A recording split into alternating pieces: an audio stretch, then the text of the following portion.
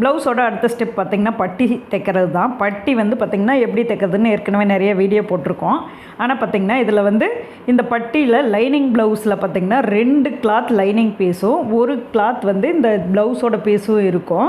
இந்த 2 கிளாத் எப்படின்னா நம்ம பேக் பார்ட் வெட்டும்போது சைடில் கொஞ்சம் பீஸ் மீதியாகும். அந்த ஒரு பாகத்தையும் நம்ம கிராஸ் பீஸ் அதாவது முன்னாடி பக்கம் வெட்டும்போது அதில் கொஞ்சம் மீதியாகிற பீஸையும் வச்சு நம்ம பட்டிக்கு யூஸ் பண்ணிக்கிற மாதிரி இருக்கும். கட் பண்ணும்போது யூஸ்ஃபுல்லாக நம்ம பட்டி தைக்கிற சேம் மெத்தேடு தான். பட்டியை வந்து பேக் பீஸோட அளவுக்கு ஈக்குவல் பண்ணி அது மேலே வச்சுட்டு நம்ம முன்னாடி பக்கத்தை தூக்கி அந்த பட்டி மேலே வச்சோம்னா என்ன அளவு வருதோ அதை அப்படியே வரைஞ்சிட்டு அதை விட ஒரு 1/2 இன்ச்சு சேர்த்து கட் பண்ணணும்.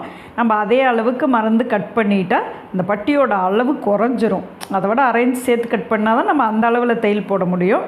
பட்டி வந்து எந்த டைரெக்ஷனில் கட் பண்ணுமோ அதை அப்படியே வச்சு இதில் மெயின் பீஸில் ஸ்டிச் பண்ணிக்கலாம்.